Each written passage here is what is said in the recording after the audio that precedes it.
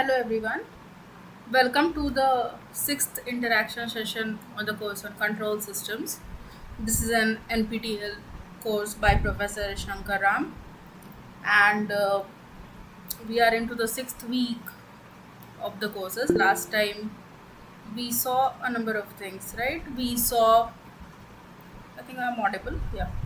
We saw Routh-Hurwitz stability criteria. After seeing first order system, second order system, we moved to Routh-Hurwitz stability criteria, where we did a couple of questions, and then we uh, basically commented on the stability of the system and said how many poles are lying in the left half of the S plane, how many are lying in the right half of the S plane, and all due to the changes in sign. We also saw the cases where if the first element in the first row was 0, what we should do, what kind of the roots have what kind of nature, if they lie in the left half of the S plane, or do we have conjugate pairs, or there are radially opposite roots, right? So we saw all of these related to Routh-Hurwitz criteria in the last class. Uh, Moving forward, this time, so we had one question last time where we basically saw what is type 0, type 1 and type 2 system. So that would lead us to steady state error calculations. Apart from that, I hope you have already gone through the lectures and have seen that this time we have questions on root locus as well. It would not be complete part of root locus. We won't be like moving from end to end, but there will be a couple of questions to brush up your concepts for whatever you've read for root locus, and next time we'll have even intense questions on that. So let's get started with the today's session. I'll take you through with Professor Shankar Ram notes. Whatever was taught with that would be covered. I would be covering them in brief basically. So when you see this, so we read about steady state error, right?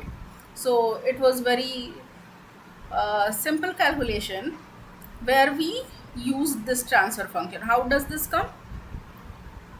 Does anyone remember? How do we get this transfer function? If not, then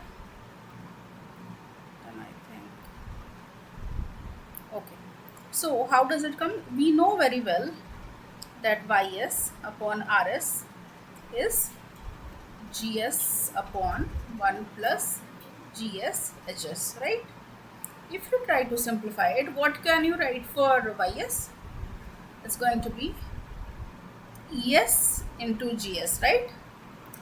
The multiplication of Es into Gs would eventually lead to Ys, because this is the case, right? Here it is Gs, here you have Ys, and here you have the error signal coming in. Before that you have this, right? So because of this we get this formula from here.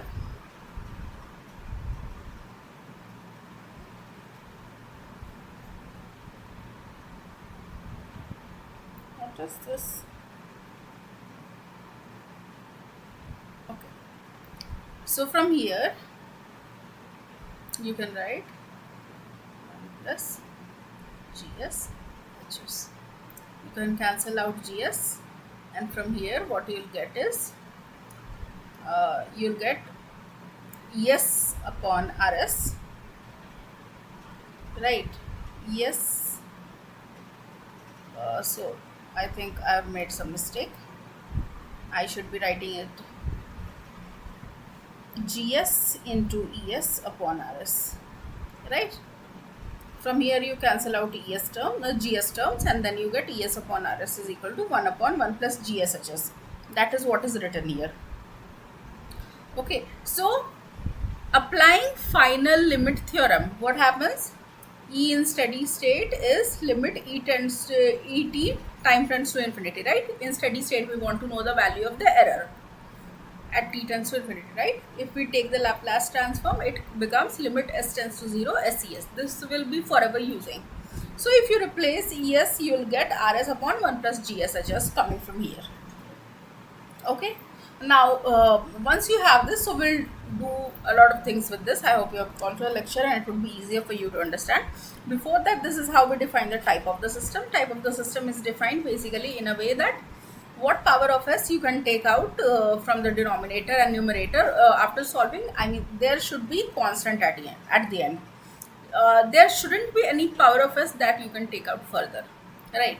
And whatever power of s you get here, that is either type 0 system, type 1 system, type 2 system, or type 3 system.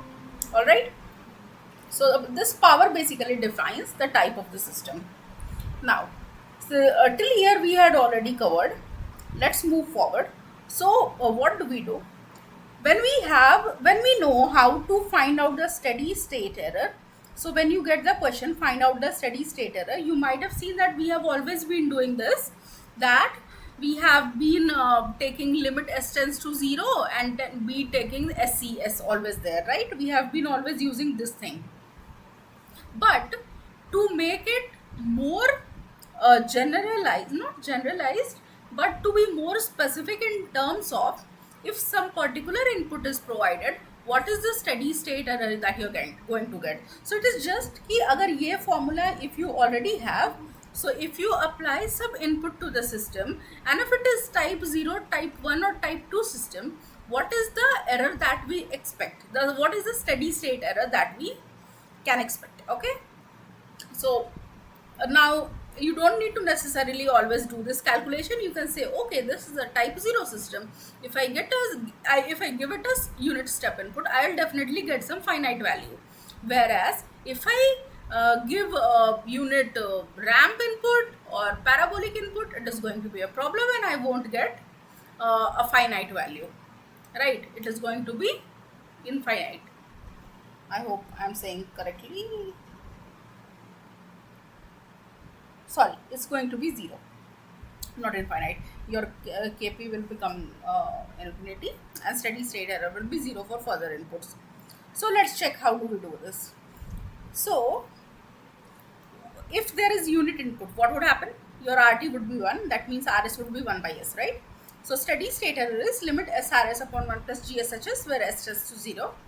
Now what we do, we put the value of s to be, no, before putting the value of s, what you would do, you would put the value of rs.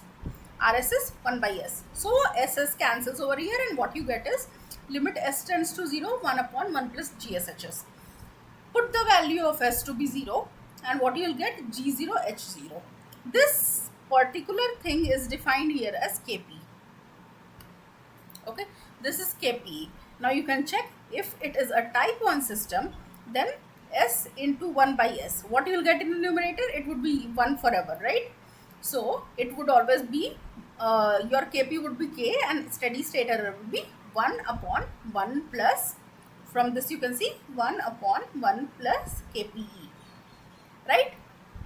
But if it is a type, if it is a, okay, if it is a type 1 system, then what would happen? If it is a type 1 system, then you'll have s into rs would be 1, right? And then 1 plus s g0 h0 would come into picture, right? And here you would have limit s tends to 0. S cancels out, you'll get 1 plus s g0 h0, and what happens here, limit s tends to 0. Once you try to find out the, you'll see as you do s tends to 0, whatever value you get from here, this s is going to eventually make it to 0, right? So it would be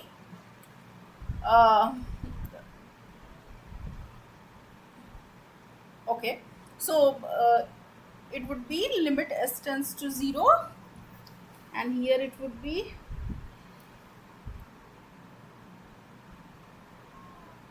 let's find out kp first, right? For kp it would be this value, right? Then if this happens, then this complete term will become infinity or not.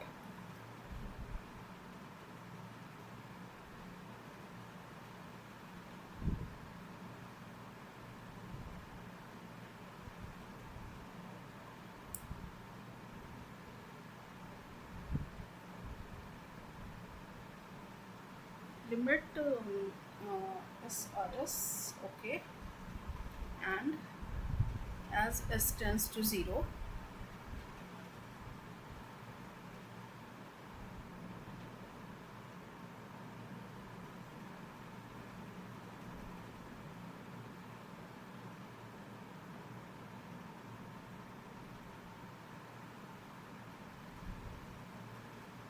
let's, okay, so uh, I think I'm facing some issue here. I'll just clarify it.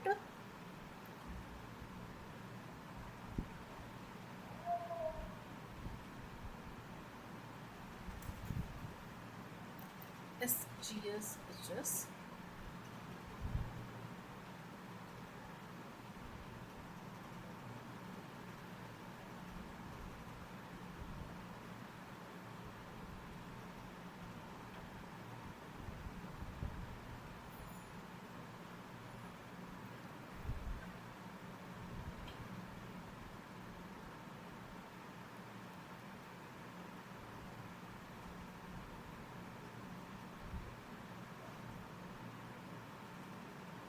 Okay, yeah, I found my mistake.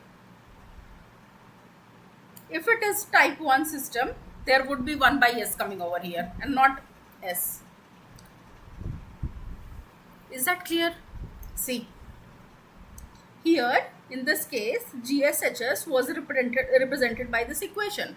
Whatever power of S you have, it is in the denominator, right? So here also you are going to have 1 by S coming over here. If it is a type 1 system. If it is a type 1 system, you will have 1 S over here. That means you will have 1 S over here, 1 by S into G0 H0. As soon as this S tends to 0, this whole term will tend to infinity. Right? And 1 upon infinity is 0. That is why you get 0 here. Whereas for Kp, it would be S tends to 0, whereas this goes to infinity. Is it clear, or should I go with this once again? Because I was also confused here before this. Once again. Okay. Uh, I'll take you once again through this.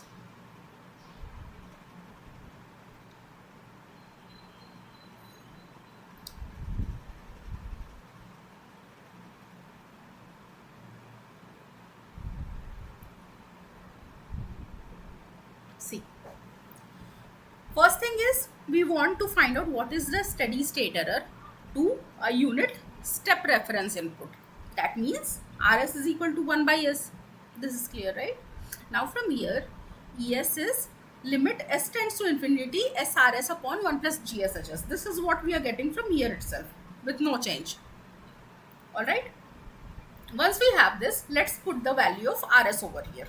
Okay? So when you put the, so from here you can write ESS is equal to limit S tends to 0 S into RSS 1 by S upon 1 plus GSHS. From here you get, this cancels out and this is what you get, right? 1 upon 1 plus GSHS. Now, since S has to be put to 0, S is tending to 0, we put the value of 0 here. And we just name this quantity, that Kp is limit S tends to 0 by taking out the limit into GS into HS. This is how we define Kp.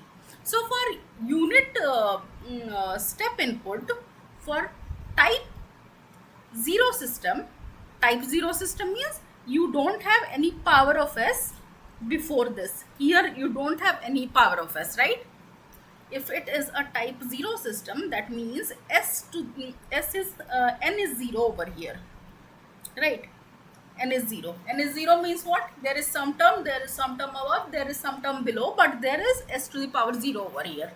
That means you don't have any S term coming over here, and if you replace it by Kp, you get it to be limit S tends to 0 GSHS. So if you find out the steady state error, it would just become 1 upon 1 plus Kp. But in the second case, when it is a type 1 system, then what would happen? In case of type 1 system, you will have 1 upon S also coming over here. Is this clear?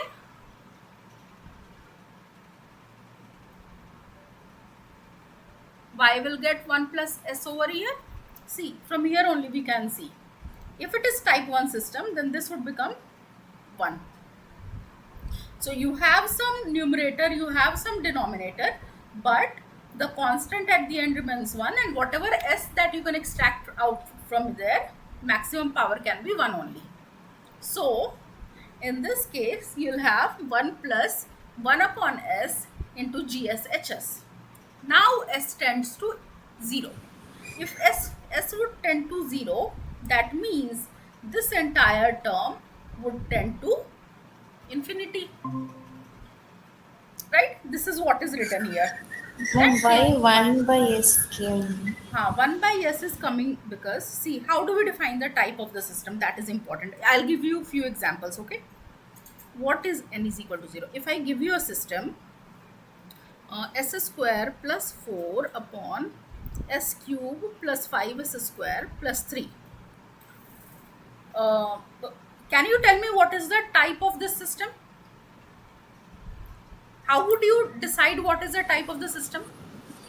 Type 0, no? Type 0, right? Very good. But if I give you another system, which is s square plus 4 upon s cube plus 5s square plus 3s, then what is the type of the system? Same thing. No, it is not same. Why it is not same? Because the last term that we have here is not a constant. It should be a constant. If it is not a constant, that means extra power of s is multiplied all over. So this and this system are not same. What happens? Here it would be s square plus 4 upon s into s square plus 5s plus 3. So the type of the system becomes 1. This is type 0. So when it is a type 1 system, you have an s coming out always. Okay. So in the first case, when we did type 0 system, there was no s present over here. There was no s at this point. I'll change the color of the pen. There was no s present over here because it was s to the power 0. But now we have an s over here because it is a type 1 system. We assume that GSHS is written in such a way that it has constant at the end, because we are writing it in the form of type only.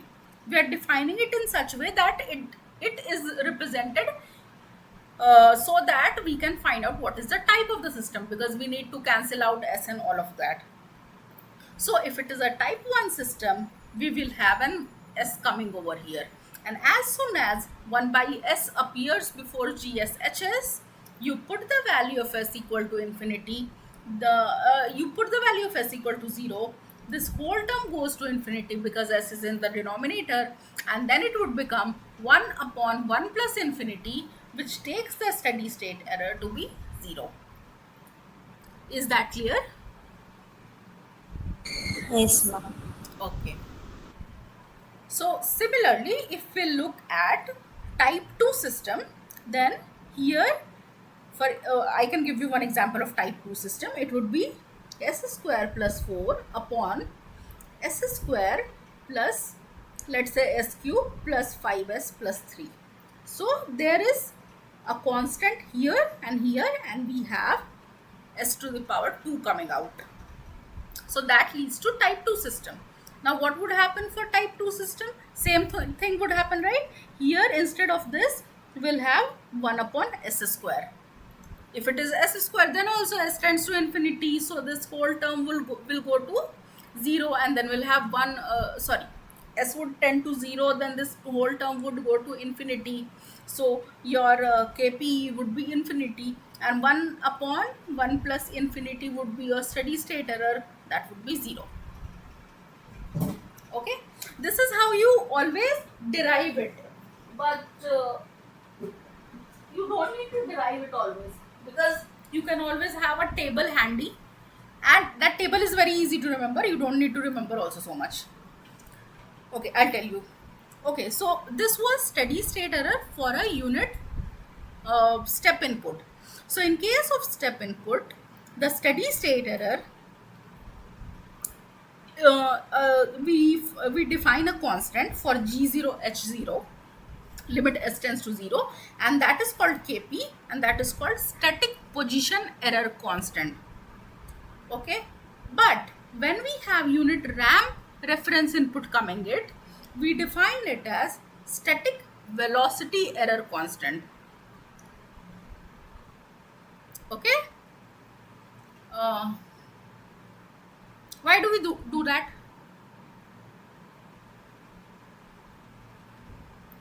If you can find some relation, now rt is equal to 1, rt is equal to t, and then rt is equal to t square for acceleration term, you'll get the answer.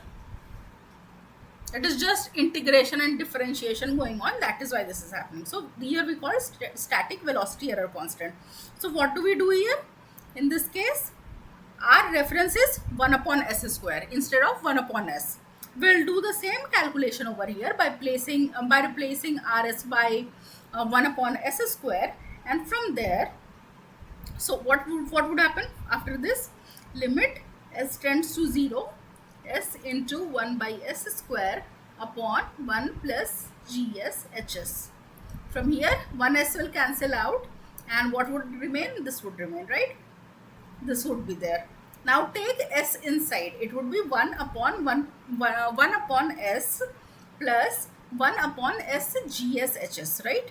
Now the second term, you put the value to be 0. So this complete thing is called velocity. This complete thing is called steady state error, and it is defined by uh, not steady state error. I mean, this complete term is called kV.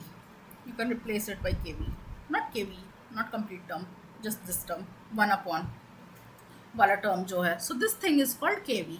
So in case of uh, unit ramp reference input for type 0 system, you won't have any other s coming over here. So no s cancels out, and you just get this equation, and from here you can write that it is 1 upon kV.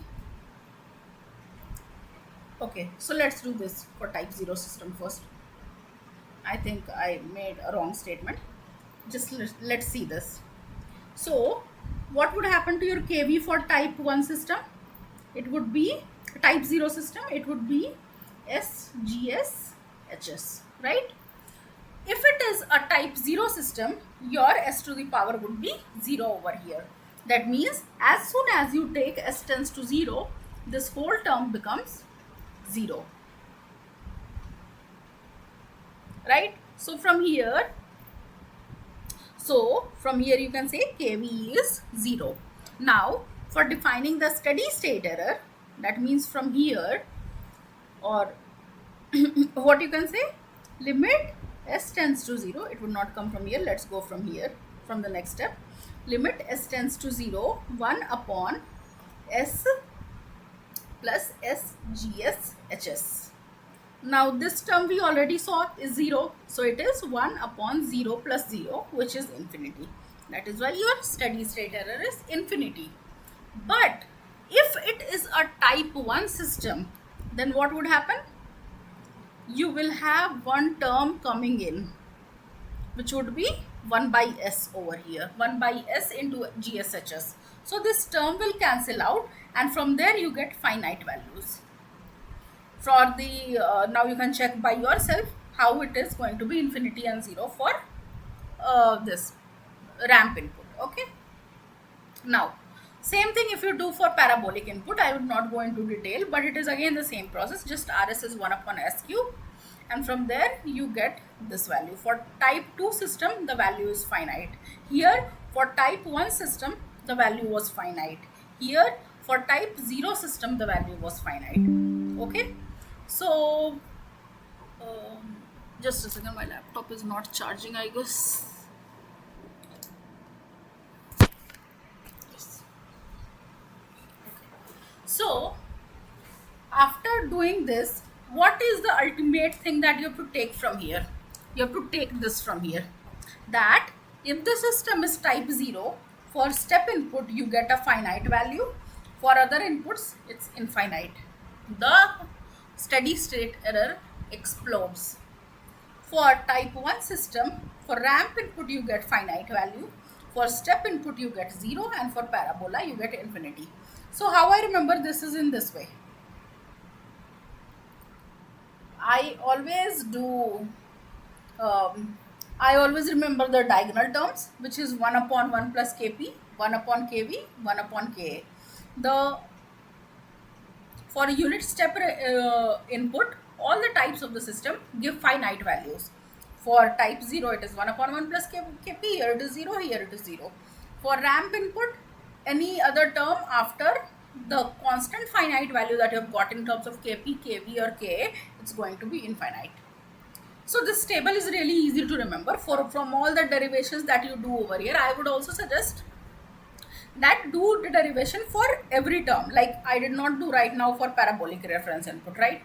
I just wrote the answer directly, but I did for all of these. So you also by yourself do this, because if you get some question in which you cannot directly use this table, but then you'll be able to do the steady state error analysis. Okay, so please derive for all the other inputs, uh, for all the type of systems. Okay, so this is a table that you should remember, very important. If you want to take a photo of this, please take it. We'll have the questions also coming for this. Okay, so I think we have the questions after this. Consider a second order plant governed by y double dot t plus 4y dot t is equal to ut is desired. For a second order plant, it is desired to design a unity negative feedback closed loop control system with this plant using a proportional control. Then the closed loop stability would be achieved for what? Okay, this is what we want to do. This is from the last class only, right? So let's go about it. We just have to define what is the range of kp for which the system would be stable. So here we can write y double dot t plus 4 y dot t is equal to ut. Okay, take the Laplace transform, it would be s square ys plus 4sys is equal to us. From here you can write ys upon us is equal to 1 upon s into s plus 4, right? This is your Laplace transfer function. So this is basically your PS, plant transfer function. What is your CS? It is Kp. Okay, let's define the closed loop transfer function, which is given by CS into PS. This completely is known as GS upon 1 plus CS PS into HS. From here you can write Kp into 1 by S into S plus 4 upon 1 plus Kp into 1 upon S into S plus 4. From here you can write Kp upon S square plus 4S plus Kp is your closed loop transfer function. Now what was the question asking? The question is asking, we need to design a closed loop control system. Then the closed loop stability would be achieved for what values of Kp. So from here, if we apply the Hurwitz criteria, what do we see? The coefficient of S square is positive, the coefficient of S is positive, that means this should also be positive, that means Kp should be greater than 0. That's it. So the correct option is C. Any confusion? Okay. No. Okay. Let's move to the next question. So, for the first question, what is the open loop transfer function? So your open loop transfer function is GS, which is defined by CS into PS. What was our CS? KP. What was our PS? Our PS was 1 upon S into S plus 4. Type 1. Yeah, very good. It's type 1 because the power of S that we have after solving is 1 here. Therefore, it is type 1 system. Okay, let's move to the next question.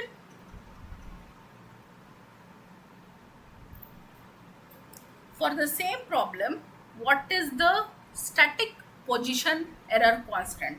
Now, when it says static position error constant, one thing should be very clear to you. It is talking about RT is equal to 1, which means RS is equal to 1 by S. It is unit step reference. We already saw, right, that static position error constant is for unit step reference input. Static velocity error constant is for unit ramp reference input, and static acceleration error constant is for unit parabolic input, right? So from here, if it is asking you about static position error constant, that means it is talking about RS only. Okay. Now, what was the plant transfer function? It was 1 upon S into S plus 4. So we already saw it is an example of type 1 system. Now let's get back to the table. From here, for type 1 system, for unit step input, the steady state error value is 0. But steady state error value is 0. What does that mean? What would KP have been?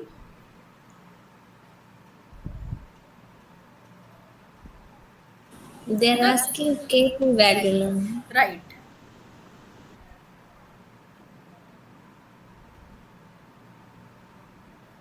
So see, one very simple rule is there. This is your forever error constant. It becomes 0 only when KP becomes infinity. That is only our case when uh, the error becomes 0. That means from here you can directly deduce that KP is infinity. The other thing what we can do is we can solve it, because it is not necessary that you will always remember the what is the table, or maybe you get confused with the process. So what we should do, we should write it in this way. Steady state error is limit S tends to 0 RS upon 1 plus GS HS. What is SRS? What is it then? Limit S tends to 0 S into 1 by S upon 1 plus GS into HS.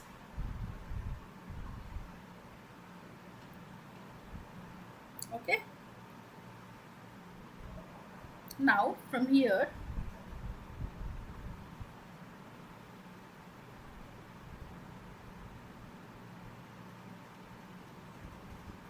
if you write it, your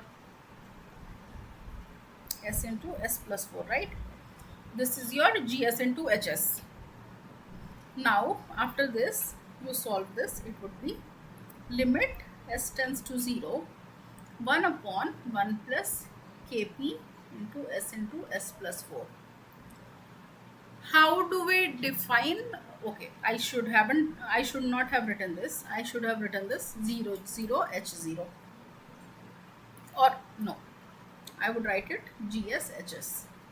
After this I would write limit, no, I won't write limit, it would be 1 upon 1 plus G0 H0. And what we did, we defined this thing to be called KPE, right? So after this we should solve this. So your KPE is KP upon limit s tends to 0, KP upon uh,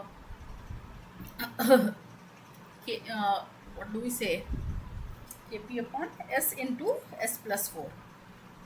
From here you put the value of you substitute the value of s. It would be KP upon 0 into 0 plus 4, which means KP is infinity. Do remember or be careful basically that this KP and this KP are different. This is from controller and this is static position error constant. All right, so from here we can say that it is infinity.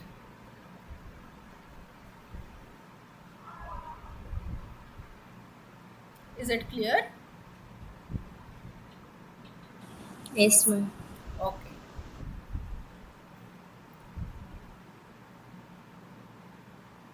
Let's move to the next question then. The steady state tracking error when the stable closed loop system of problem 1 is provided a unit step reference input is what? Okay, so again I would write the same. It should be limit s tends to 0 s into rs upon 1 plus GSHS can be written as CS into PS into HS. This complete term is GS, right? After this we can write S into 1 by S because RS is unit step reference upon 1 plus KP upon S into S plus 4, right? It is asking me steady state tracking error. I'm still solving it. It is basically the repetition of this step only, nothing different. From here, once you have Kp to be infinity, you can write steady state error is equal to, from here what we can write? It is 1 upon 1 plus Kp, right?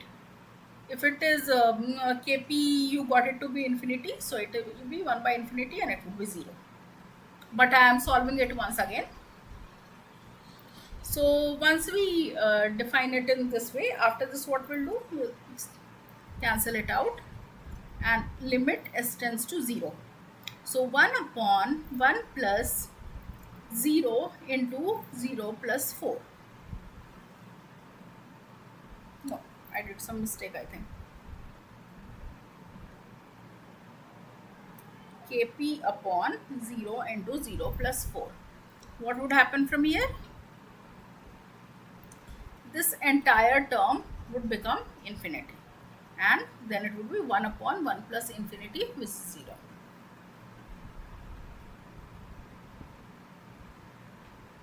So your steady state tracking error is 0. I have solved the same question. It's just that I had separated this out there for finding out static position error constant.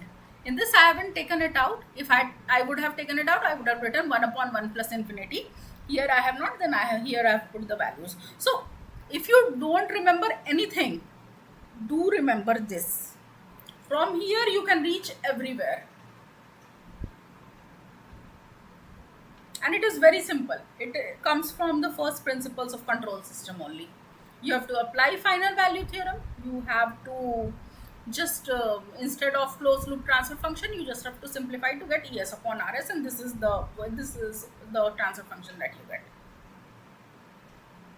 If you remember this, if you know this, you'll be able to solve all the questions with simple math. Okay, let's move to the next question. The steady state tracking error when the stable closed loop system of problem 1 is provided a unit ramp reference input. So what would happen here? It would be Option C. option C. How did you calculate so fast? From the table, ma'am, it's type 1. From the table. Okay. Okay. Very good. So if it is, if it is type 1, that means it is going to be some finite value. Then how did you choose between them?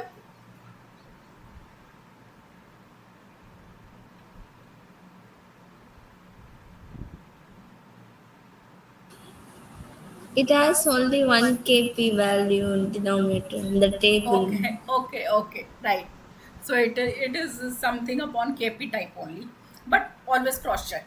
In the exam, let's say if you forget that what should be, was there a plus sign, there was a minus sign, what is it having some constant, then in that case you will always solve. So what we'll do, limit s tends to 0, s into rs upon 1 plus gs hs.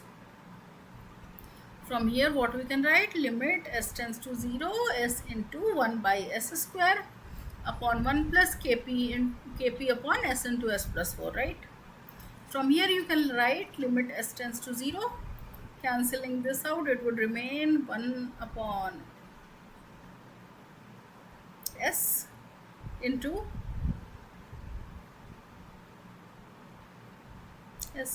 s plus 4 plus kp upon s into s plus 4.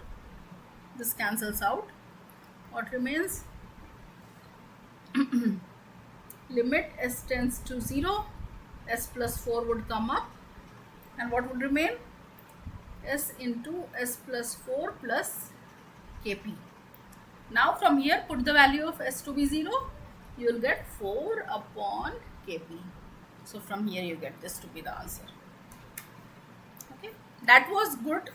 Your whatever you saw in the table, you build your intuition on that. But let's say if there was a question in which another option would have been there 2 upon kp, then this solution is important. Okay, so always keep this process in mind. This is very important. And then obviously in your case, if we were so confident about the table that this is a table that exists and no other option is even closer to that, this is definitely cancelled, this is definitely cancelled, this cannot be there because it had one term in the numerator and denominator, this has to be the correct answer. But if there is another option called none of these, then again you have to check. So uh, like always go through this process. Okay. Okay. Yes, let's move to the next question. The static acceleration error constant for problem 1 is what? Infinitely. No, zero. It is 0. The steady state error would be infinity. Now, I would not go in very detail, but I would just write the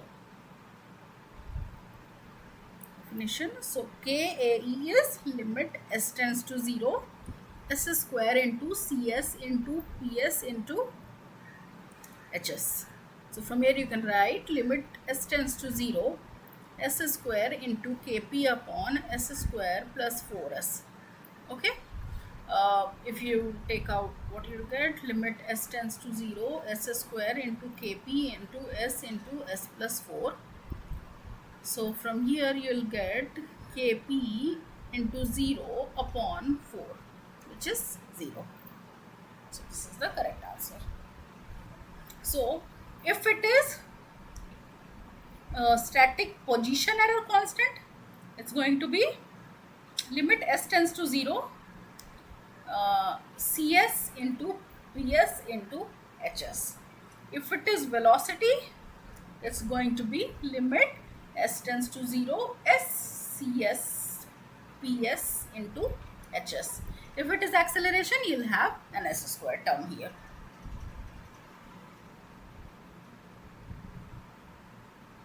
Okay, this is there. Okay.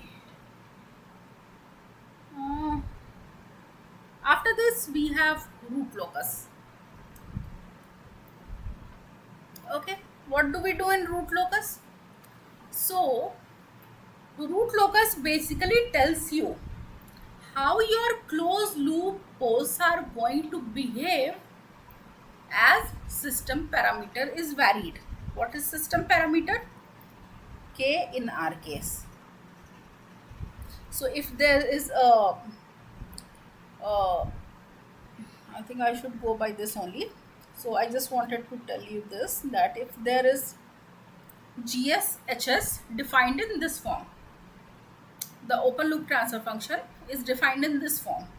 Okay, then there is some constant coming over here. That constant could be 2, 4, 6, 8, 10, 12, 100, anything. So that is basically a gain. With the change of this gain, how your closed loop poles shift? Do they stabilize? Do they stabilize or do they destabilize? Or do they destabilize and come back to stability zone? Or there is some value of k for this, for which the system is going to behave stable, for the other values it is going to be unstable. All such things are there. Okay, so what you can see, that root locus is basically locus of closed loop poles as the system parameter is varied. So let's say our closed loop transfer function is ys upon rs is equal to gs upon 1 plus gshs. Characteristic equation is the denominator 1 plus gshs is equal to 0. So the roots of the characteristic equation are the closed loop poles. So gshs is equal to -1 would give you the pole. Now there are two conditions. One is called magnitude condition and one is called angle condition. These basically tell you if the system is going to become unstable. Okay, I think we'll see that it would be more clear when we'll see Nyquist criterion. But what I am saying is, if this is satisfied, that means your system is stable. If this is satisfied, that also means your system is stable. And this directly comes from here. If you, from here, what we usually did, we found out what are the poles of the system and checked if they lie in the left half of the S plane. Right. From here, we do check if these conditions are satisfied or not, and what are the closed loop poles of the system and where are they lying.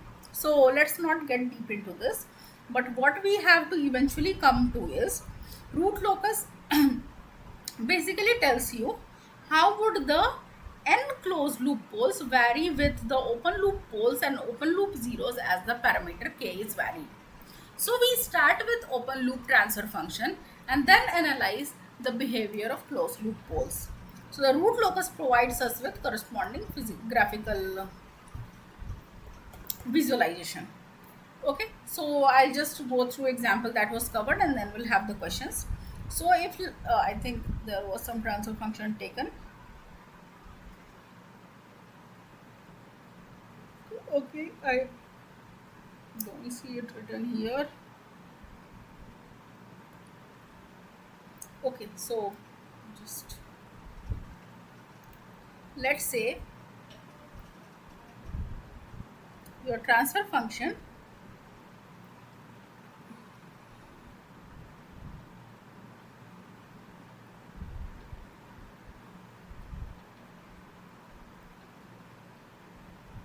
this is your open loop transfer function. Okay, so from here, but they say open loop 0 is not there. Okay, so it would just remain this k. Okay, so what number of open loop poles are there? They are 2 in number, -4 and 1. How many open loop zeros are there? They are 0 because we don't have any s term in the numerator, right? So one thing that you have to always remember is the following, that the branches emerge from the poles and they terminate at 0. This is the most important thing. So if there are poles of the system or zeros of the system, you plot them in the S plane and there would be branches that would be coming out from the poles, and they would be terminating at zeros. If the zeros are not sufficient in number such that the poles terminate over there, then in that case your poles will terminate to infinity with along some asymptote. So we'll see what those asymptotes are and everything. So the very first rule that goes for root locus, we won't be going into complete root locus today, but the very first thing that we do is, let's say these are the poles of the system, these are the zeros of the system. Then if there are two poles, that means that we are going to have two branches. But since we do not have any zero, that means that these two pole branches won't be terminating at zeros, they would be going to infinity. Now let's check the one thing. The very first thing that we have to see, what part of real axis lies on root locus.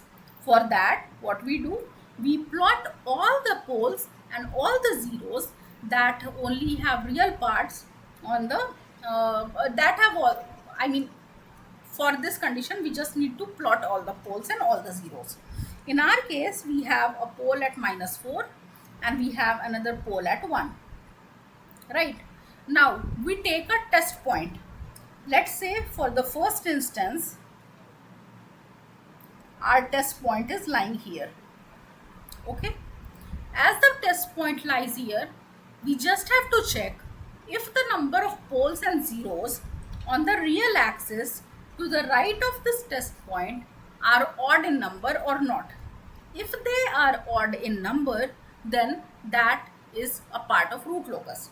So if I take my test point to be here, then how many poles and zeros lie to the right of it on the real axis? No poles and zeros, ma'am. Right, no poles and zeros. That means here this would not lie on the root locus. But if we move our test point in between -4 and 1, we'll see that one number of pole lies to the right of it. So if odd number of poles or zeros lie to the right of it on the imaginary axis, that portion on the real axis qualifies for root locus. Like it can be, it will lie there, the root locus will lie there. Now if we have a test point over here, then we can see the number of poles and zeros to the right of it on the real axis are 2, which is even in number, and hence this would also not lie. So what portion lies on the root locus? It is just this point, this region, right? Not this region, this region. Okay, the next step, what we so this was the first step only. So basically we said that okay, this is the portion that will lie on the root locus. After this, what we do, we find out what are the asymptotes. Number of asymptotes are defined by n minus m. In our case, n is the order of the denominator, which is 2. Since we do not have any s term in the numerator, it's 0. The m is 0. So 2 minus 0 is 2. Why do we do this? Because I said that any branch starts at pole and it terminates at 0. That was my whole point. So if there are not sufficient number of zeros so that every branch emerging out of pole could terminate there, what happens? It goes along the asymptotes and terminates at infinity. That is why, since we do not have any zero over here, we have the number of asymptotes to be 2. Okay, after this we also need to know what is the angle that is being made by the asymptotes with respect to the real axis. That is given by this formula. It's plus minus 180 degree 2k plus 1 upon n minus m. Okay, this is how we define the asymptotes. After this is basically in the whole 360 degree angle, you divide the angles in equal angles. what I also mean to say is that if let's say you have three asymptotes, then they would be lying in such a way that they cover the entire 360 degree. So for equal distribution, okay, so if you have three asymptotes and then you have to divide, they would be lying at 60 degree, 180 degree and 330 degree. And you can check if this happens when you substitute the value of k to be equal to 0, 1 and 2, okay, divided by 3, then this would be what you will be getting. So it is basically dividing 360 degree into 3 equal halves. Agar number of asymptote is 2, then 2. If it is 3, then 3. 5, then 5. Okay. How do we define the point of intersection of the asymptotes? It is defined by summation of all the poles of the system minus summation of all the zeros of the system upon n minus m. Okay. Then the next step what we do is break away or break in point. What is break away or break in point? It is basically, let's say there are, let's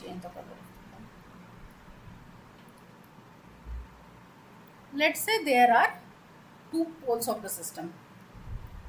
All right. Now both of them somehow have their branches emerging in this direction. Okay, that would be the case, right? If both the branches do emerge in this direction, what would happen at the point which they meet? They would break away. Okay. Now, in other case, if there are two poles lying over here, okay, and they are coming together like this, they would break in and move in different directions. So this is called break in point. So we also have to check if there are any breakaway points or break-in points for the system that we are dealing with. So for breakaway and break-in point, we basically use this formula. How do we come here? We just define our open loop transfer function in the form of Kas upon Bs, and then we get this differential equation. We do differentiate it. After differentiating, we try to find out what is the point of intersection, and that is coming from the following formula. So the roots of this equation are potential breakaway or break-in points. But do remember, if you are solving for k is equal to 0, whatever the value of k that you get after solving from here should be positive only. If they turn out to be negative, or if they turn out to be some conjugate pairs or some complex numbers, that means that those are not breakaway or break-in point, and there is no breakaway or break-in point that exists in your system. Okay, we will have example also. So this is this is not complete root locus. We are just in midway, and we'll be dealing with the problems which cover these portions only. But what is important is you solve the questions for these steps. You may use MATLAB even. In MATLAB, the command is very simple, rlocus. We'll have questions on the last day, but rlocus is the command which is used to find out the root locus of a system. Okay, so what I'm saying is, whatever I covered, that is the same thing. We locate the open loop zeros and poles in the complex plane. Note that each of the n curves will start from an open loop pole, which I said any branch would start from open loop pole. Out of these, and that would be position for k is equal to 0. Now we are varying the k. What we are doing? We are trying to find out how is the movement of the closed loop poles as system parameter is varied. So initially the system parameter is 0. We will either move in positive direction or move in negative direction. Okay. Now that signifies that k is equal to 0. Out of this, m curves which are coming from poles will terminate at an open loop 0 at k is equal to infinity. And the remaining n minus m curves would go to infinity in the complex plane along the asymptotes. So if you don't have sufficient number of zeros that to which all the poles branches can terminate, they would go along the asymptotes to infinity. Okay. In the second point, what we do, we try to find out what is the root loci that lies on the real axis, and for that it is determined by the open loop poles and zeros that lie on the imaginary axis. So we choose a test point on the real axis. It could be, it starts from right to left, you can do it either way. It is just that you have to take every section. It just has to be on the real axis. We don't have to do anything with what is happening in the complex plane. If the total number of real loop open poles and real loop open loop zeros to the right of the test point is odd, then the point lies on the root locus. Okay. Ma'am, can you Can we? explain first point, ma'am? Okay. First point I can't understand. Okay. Okay. So see what is going to happen. If let's say I have a pole over here and I have a zero over here, I have another pole which is over here. Okay. Now what has to happen? The poles act as source of emergence of the branches. That means it is quite clear that there is some branch which is going to come out from these poles. Now, if the branches come out, they have to terminate somewhere. Where should they terminate? That is another question. So, m is basically the number of poles. So, in our case, m is 2. Okay. N is basically the number of zeros. Am I saying correct? No. N is the number of poles. M is the number of zeros. Okay. In our case, we have 1 0 in this diagram. So what happens? From this pole, from both the poles, the branches will emerge. Now they have to go to some point. We just have 1 0. So the two branches cannot terminate at the same zero. That is again a rule. Okay. Only one branch can terminate at 1 0. So what would happen? This pole will have the branch coming and this will terminate at 0. But what would happen to this branch? Where should it go? So this branch would go to infinity in this direction along the asymptote, which would be minus 180 degree. So what is this first point? And from where the branch is starting is called k is equal to 0. From where the branch is ending is called k is equal to infinity. So in this case, it is k is equal to 0, and where it is terminating on the left hand side, it is k is equal to infinity. And from here, there is a variation. Now, if your k is always greater than 0 and we are solving for this condition, then it is going to always increase. If your k is less than 0, then we'll move from 0 to minus infinity. That we'll see in the next class. We don't have any problem today corresponding to this. So what the first point really says is, we need to locate the open loop zeros and open loop plane on the open loop zeros and poles on the complex plane. Note that the n curves means corresponding to poles, right? Poles. N curves in the root locus will start from an open loop pole for k is equal to 0. That is what we did here. Out of these, m curves will terminate at an open loop 0. M means number of zeros. If the number of 0 is 1, that means only 1 will terminate at 0.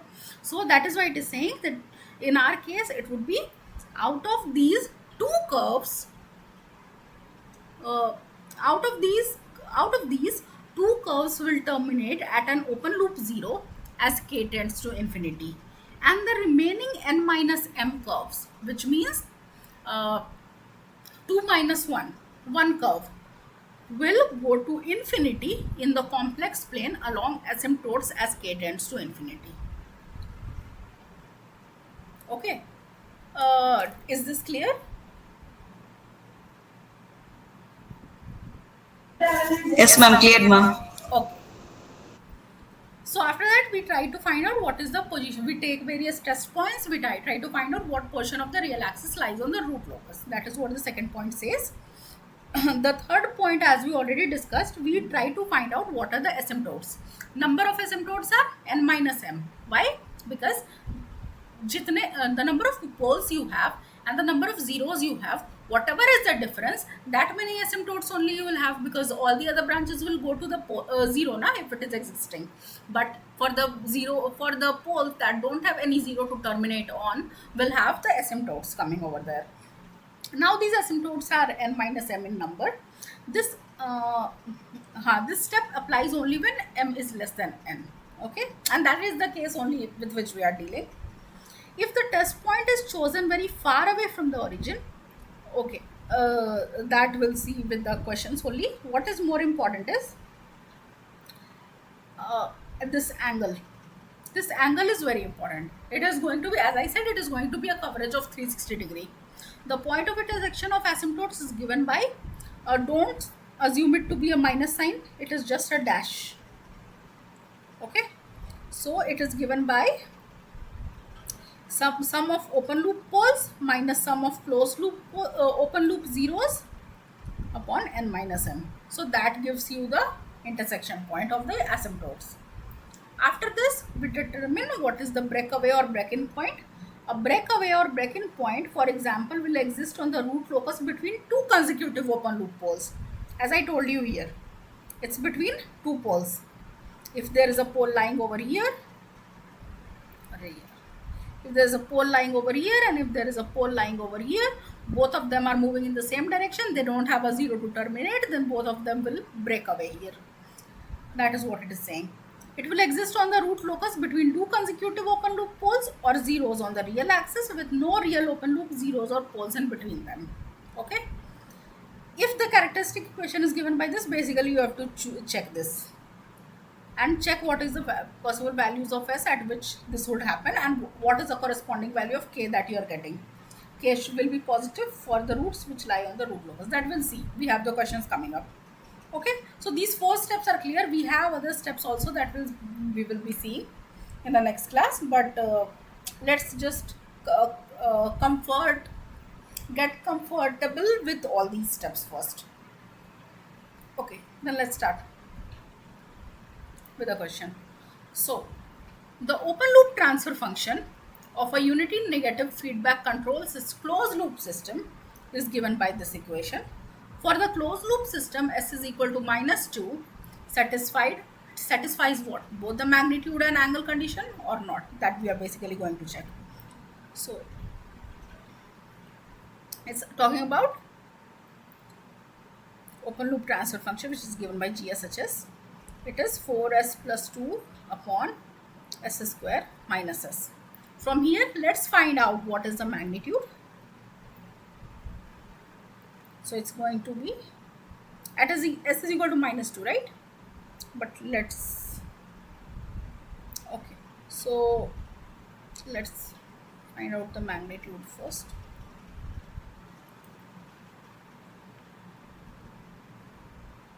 At s is equal to minus 2. So 8 minus 8 plus 2 upon 4 plus 2, which is 1. So it basically satisfies the angle condition, the magnitude condition, right? Because we wanted the magnitude to be equal to 1. Now let's go for angle of GSHS at s is equal to minus 2. It's going to be tan inverse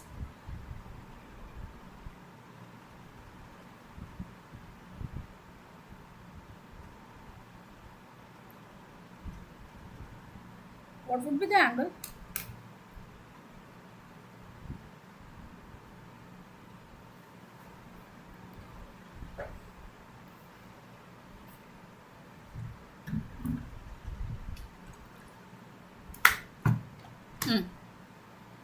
What would be the angle? It would be, let's work for the first part. It's 4s plus 2. So it would be 4 upon 2 minus, we can write it in the following form also, no? 4s plus 2 upon s into s minus 1 minus tan inverse For s, what would happen? It would be 1 upon 0, right? Minus tan inverse 1 upon minus 1.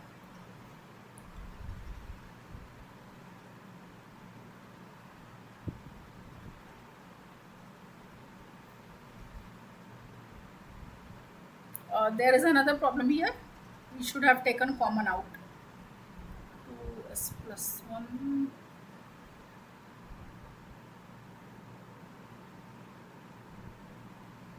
So whatever, it is tan inverse 2 minus tan inverse. What is tan inverse infinity? It is 90 degree minus tan inverse minus 1.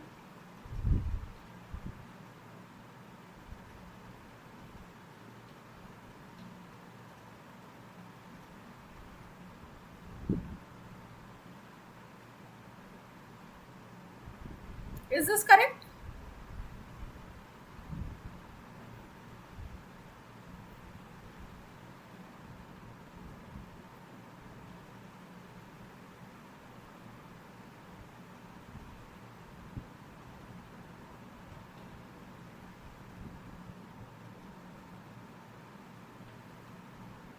Tan inverse minus 45 degree.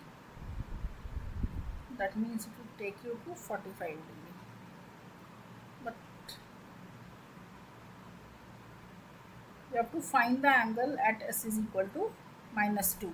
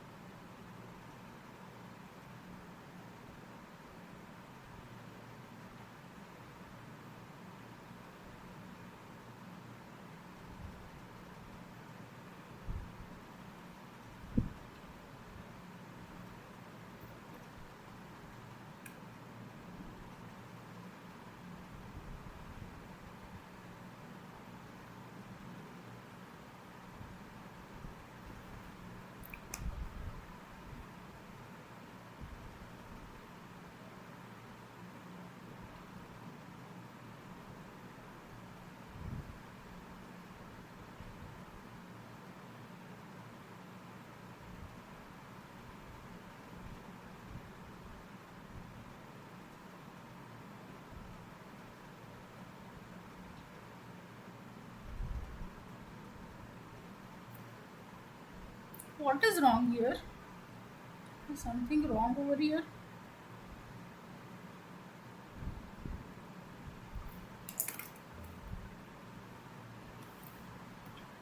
Just a second.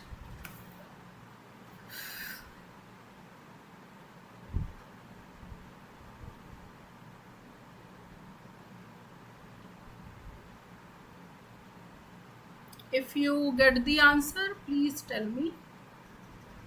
I'm checking what is the answer given to this.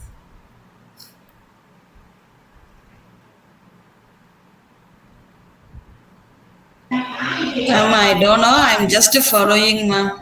Okay. Just hold on, I'll tell you.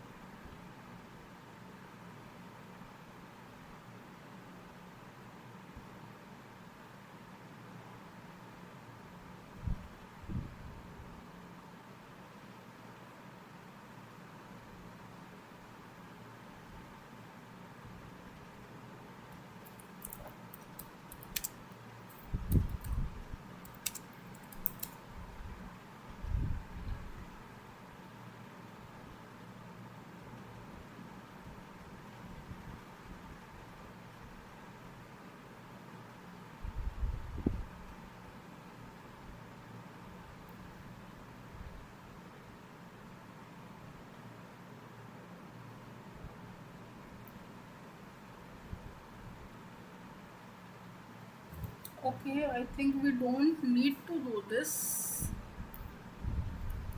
because they're saying the in the answer it is given that both are satisfied, and I think we should go about it from here itself instead of doing all of this. So if you try to find out the magnitude, it is going to be 1, right? But if you take the sign, it is going to be minus 1. And then if you find out the angle for the same value, it is at s is equal to minus 2, it is going to be tan inverse of minus 1.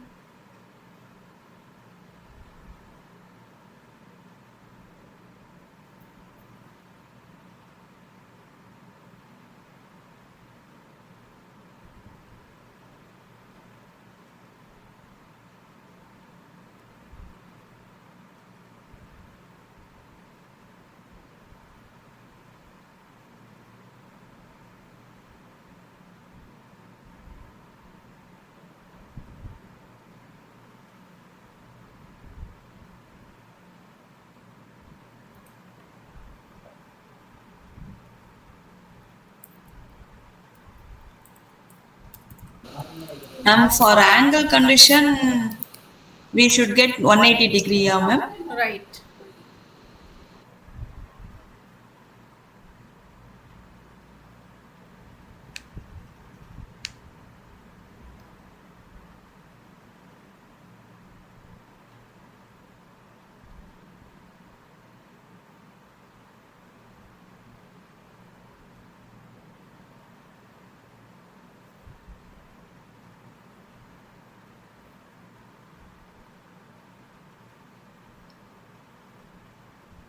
I think how we are supposed to look at it should be this way. The answer that we are getting is minus 1 plus j0.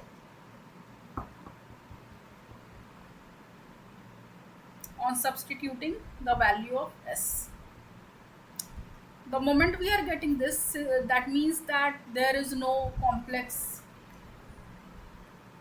uh, part here. So it would be 0 upon minus 1, which takes you to pi.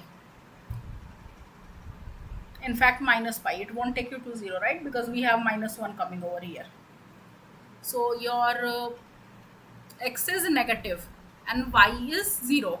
That means it is going to be in either second quadrant or third quadrant. Since we have x to be negative, we get minus pi.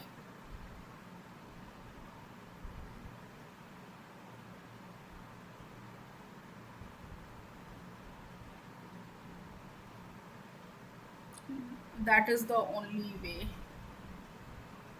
And if you get minus pi, you can always write it plus minus 180 degree 2k plus 1, that it is satisfying this condition.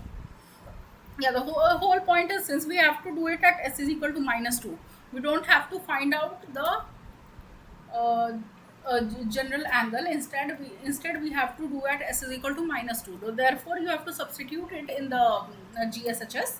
Once you substitute it, whatever the value that you are getting, for that you have to find out the angle. So in our case, it is minus 1 plus j0. It is going to be 0 upon minus 1, and that is why this is the answer.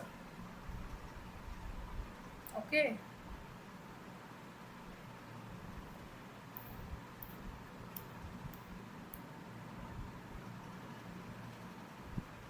I hope it is clear.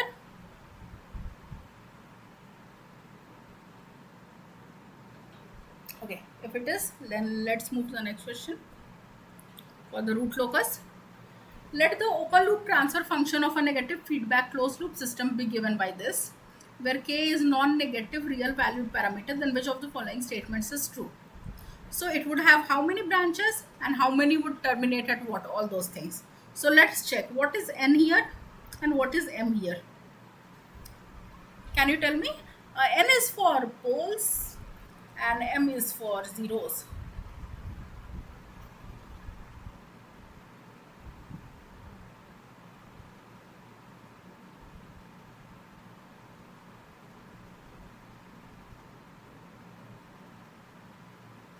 Okay, I'll be clear again. So this is open loop transfer function with a negative feedback closed loop control system. So from here, if we find out the value of n, it is going to be 3 because it has 3 open loop poles. M is going to be 0 because it does not have any closed loop pole. Now, how many branches would it have? So number of branches is equal to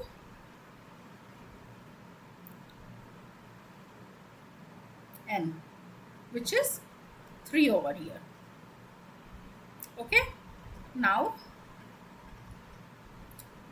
how many of them would terminate at open loop 0 and how many of them would terminate at open loop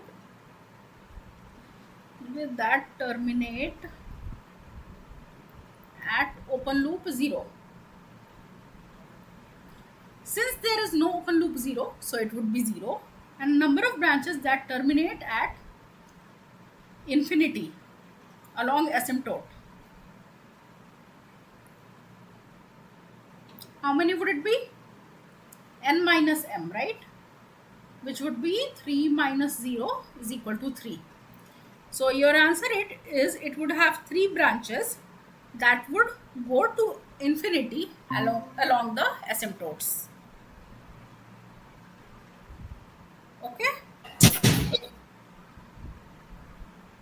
Number of poles is 3, number of zeros is 2. Then it is just that n minus m is the number of asymptotes, and since we have m to be 0, that means all of the branches will move along the asymptotes and none of them will terminate to 0 because we don't have a 0. It is as simple as that. Okay, I hope this is clear. If it is, then let's move to the next question. In the same problem, what are the complex conjugate open loop poles? Where are they located? So what was the characteristic equation that we had? It was s cube plus 4s square plus 8s.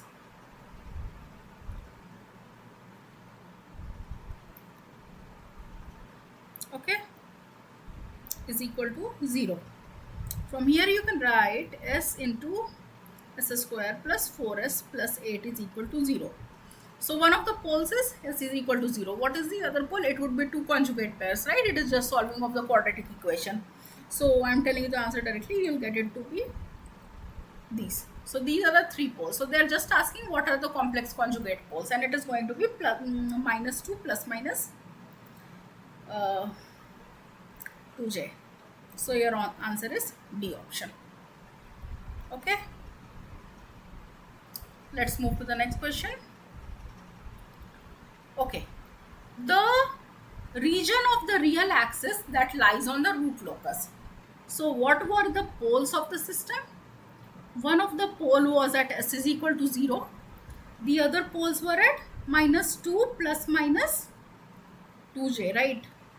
So if I say this to be 2j, if I say this to be 2, this is the real axis, this is the imaginary axis. One of the poles are lie here, one of the poles lie here. Okay, so the region of the real axis that lies on the root locus is what? So let's have a test point. Let's say we have a test point over here. Can anyone tell me if this region is going to lie in this region 0 to infinity? Is it going to lie on the root locus?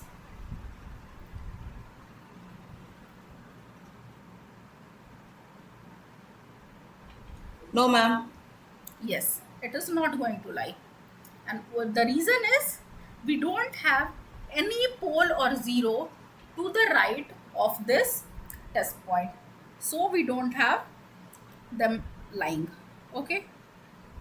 Now, let's have another test point in this region. Somewhere, anywhere on this region. We don't care about these because they are not lying on the real axis. Okay, so this whole region is our test area. Now let's have some point over here, test point over here. Don't get confused by these conjugate poles. You have to count the number of poles if they are odd or even, poles or zeros or whatever, if they are odd or even, only if they lie on the real axis. If they don't lie completely on the real axis, they are in the complex plane, avoid counting them. So if you place a test point over here, you have one pole lying to the right half of it. That means that if you have odd number of poles or zeros on the real axis to the right of the test point, that means that region lies on the root locus. So in this case, minus infinity to 0 lies on the root locus. Okay, let's move forward. So what is the number of asymptotes? So number of asymptotes is given by n minus m. N is 3, m is 0. We don't have any open loop 0, but we do have 3 open loop poles. So there are 3 asymptotes. So 3 is your answer. Okay, I hope there is no confusion till here. Okay, ma'am. Let's move to the next question.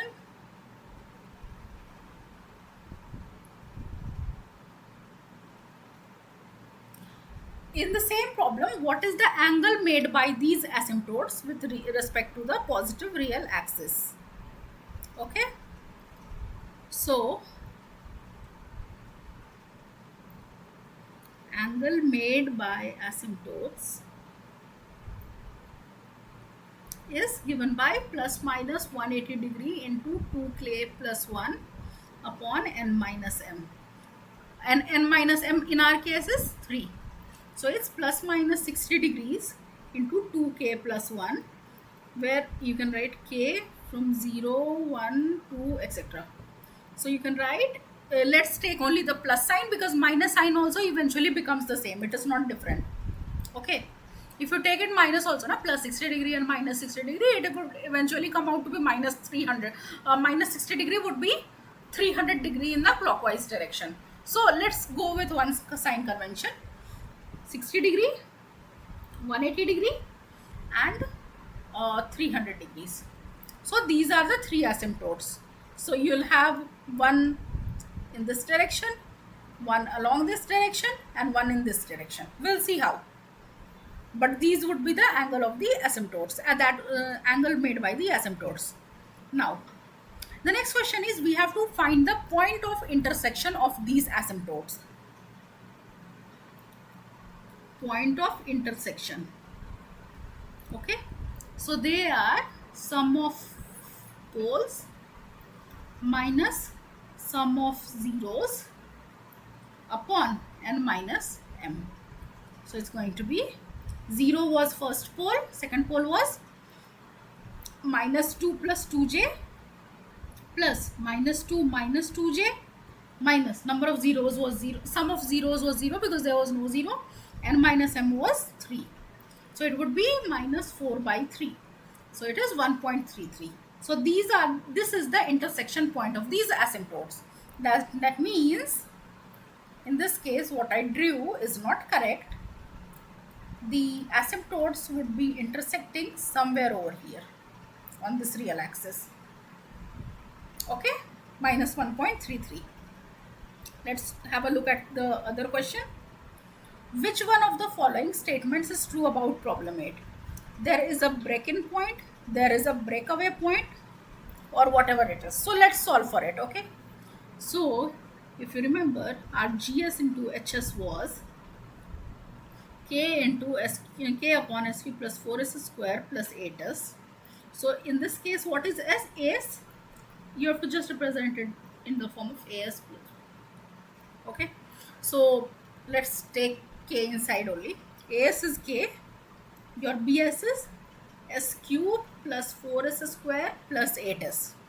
So we just want to find out what is A dash S BS minus B dash S into AS is equal to 0. Put the value, this becomes 0, right? Because it is differentiation of k. And in the second case, what you'll get? You'll get minus 3s square plus 8s plus 8 into k to be equal to 0. From here, what you can write? Either k is 0 or s is equal to minus 8 plus minus 64 minus 96 by 6.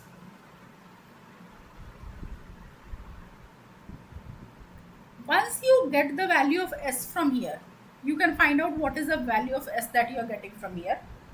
Once you get the value of s from here, try substituting it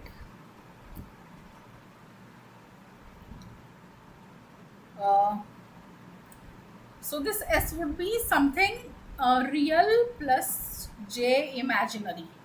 What you have to do? You have to substitute it here and see what is the value of k that you are getting. Okay, if you can find that, what you will eventually get from here is none of these conditions, because this is just k equal to 0, none of these satisfy the condition k greater than 0. And we were moving with this condition only when we are solving the root locus as of now. That means there is no breakaway or break-in point. We'll take similar questions more in the next class. But what you have to do is, once you get the value of s, don't assume it to be a breakaway or break-in point, because that won't be true if it is not valid for k greater than 0.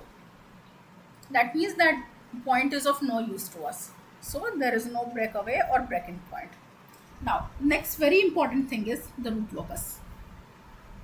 How it is going to be. Okay. So we saw that there are 3 poles. One lies at 0, one lies at minus 2 plus 2j,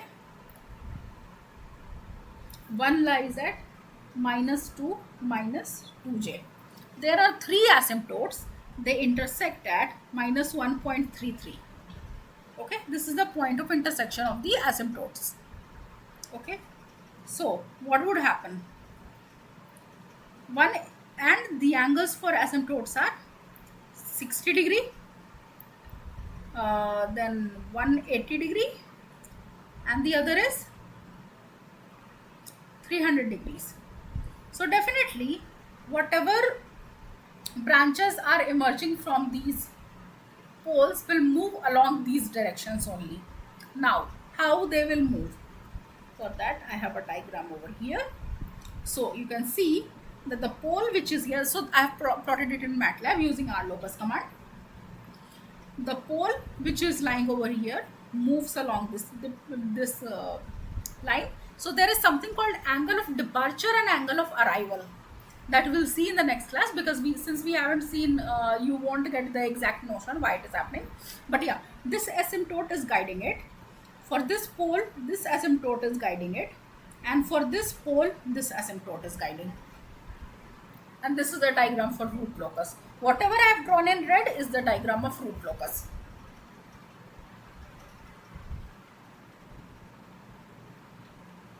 Okay. All the poles are lying there, and then we found out what is the number of asymptote, what is the direction of the asymptotes, and what is the intersection point of the asymptote, and then we found out that how it is going to go along these lines.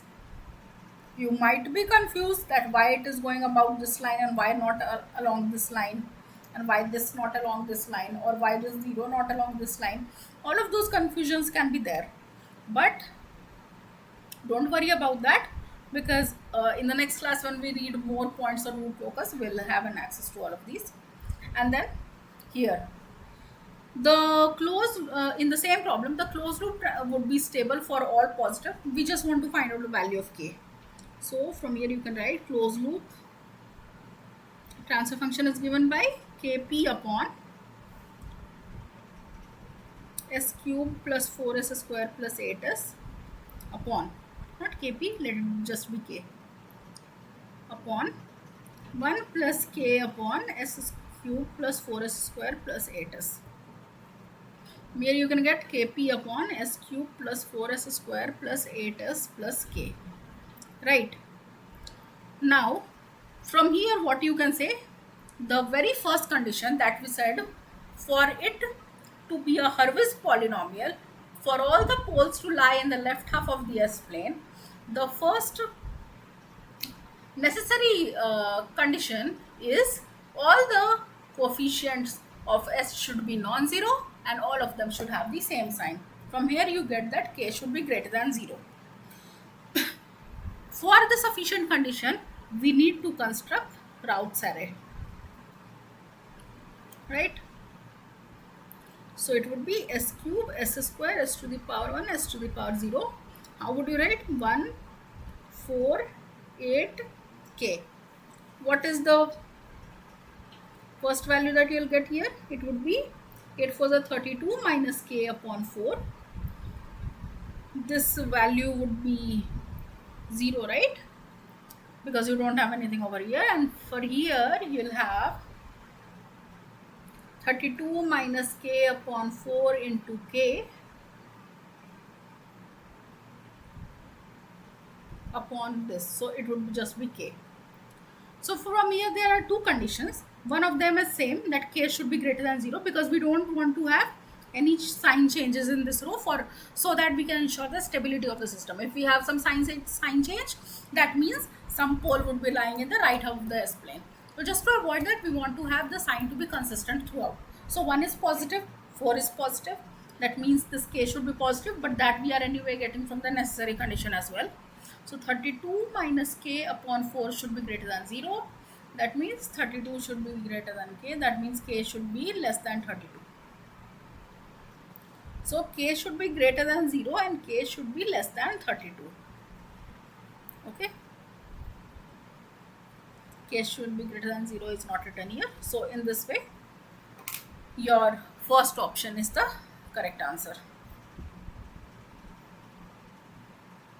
Okay. So this was our last question. In next class we'll have more questions on root locus. So let me check once. Yeah, then we have more questions coming up on root locus. There will deal also with negative k. So for today's question, we just saw that if k is varied from 0 to infinity, what would happen if k is varied from 0 to minus infinity? That would have another way to deal. And then we'll have probably in the next lecture you also have some case study on modeling that you can see for yourself, like it's just a root locus and then you're doing case study.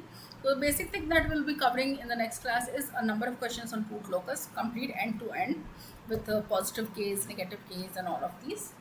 And from here you have learned how do we determine the stability of the system using root locus. So if your root locus goes in the right half of the S-plane, that means for those value of k, the system is going to behave in an unstable manner, because you'll have the poles to be going in the right half of the S-plane. So that is how you decide what should be the value of k that we should be sticking to for a system. If we go above that value, if we design a controller such that the k values exceeds those values, then the system can become unstable. So not all gains are good for the system. Okay. Then once we have these root locus completed, probably we'll move to space representation and more of frequency response kind of thing. So that would be next to next week. Okay, then if you have any questions, please let me know, or we can meet next Monday at the same time.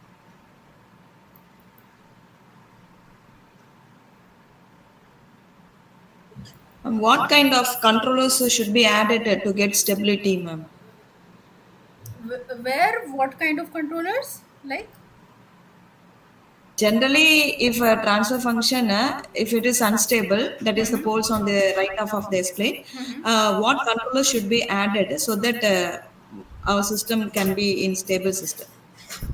okay, so if you have the poles in the right half of the S-plane, then what should you do? That is what you're asking.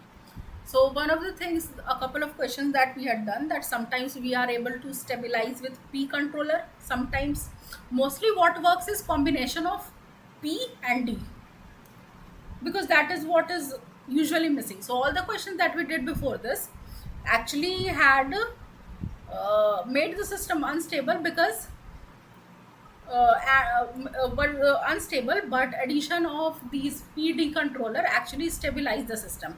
And it was because when you wrote the open loop, the closed loop transfer function, we saw that some terms were missing with some powers of s. That was one of the reasons. The other thing you can do is pole zero cancellation. So it depends on the system, right? If you have a system which has the poles on the right half of the S plane, you have to see why does it have pole on the right half of the S plane. Of out of given list of PID controllers that I have, which one would be able to stabilize the system? Am I missing some term of S? Am I missing some term for S in the numerator or in the denominator? Should I go with integral or derivative controller? Then the other thing is, if I can go for pole zero cancellation. Now theoretically pole zero cancellation is possible. For example, let's say we have a system s plus 4 upon s minus 5. So the pole is lying in the right half of the S plane. That is really a problem. One of the ways to do it, if using some controller, if you can introduce an open loop 0 in the right half of the S plane, then these terms would cancel out and the system would be stabilized. This works well, and for this also you need the same PI D controller, combination of all of them or whatever is required. But can you introduce a 0 over here? That also stabilizes the system. One problem associated with such systems is you can do this theoretically, right? But in practical cases, if you try to introduce a 0 and your 0 stabilizes here, it won't cancel out, right? It would have an effect still, although zeros definitely affect the dominance of poles, but you won't be able to completely cancel it out. So for deciding the poles, first you have to look at the transfer function. You have to look at what addition of what kind of controller, if it is P or I or D or PI or PD, what is the reason that is making it non-controllable? What is the reason because of which my Routh-Hurwitz criteria fails? Why my Routh-Hurwitz criteria has poles moving in right half of the S plane? So for that you can design a controller by placing S at appropriate places, and that can be done mostly by either PI controller or PD controller, because that helps you in adjusting for all the S which is causing the instability in your system.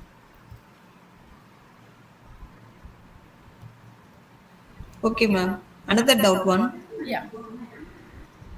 In previously, you you calculated the asymptote value like 60 degree, 180 and 300. Right. Uh, you calculated for 60. I only calculated only for 60, ma'am. 180 and 300 are can be found out in a shortcut method, or we have to follow the steps. The step wasn't already a shortcut. Like You quickly noted that 300 and 180 degree, ma'am. So only I am asking. no, it was not quick. It was just that what I did plus minus 180 degree upon 3 into 2k plus 1. I substituted the value of 0, 1 and 2. I just stuck Okay, to ma'am. plus sign. I did not go with minus sign, because if you take minus sign, it would be uh, plus minus 60 degree into 2k plus 1. If you go for k is equal to 0, you'll get it to be equal to plus minus 60 degree, and then you would go for k is equal to 1. Then in that case you will get it to be equal to 180 degree. So this plus 60 degree is 60 degree, right? This minus 60 degree is 300 degrees. So I just stuck to plus sign, because plus minus why I have to do, so I will go with plus sign only, and then I just substituted 1, 2 and 3 here and nothing. So it was just 60 into 1 60 into 3, 60 into 5. That's all. Okay, ma'am. Okay, ma'am. Thank you, ma'am. Any more question? No, ma'am. Okay. Okay, thank you for attending this today's session. We'll meet on Monday at the same time. Bye.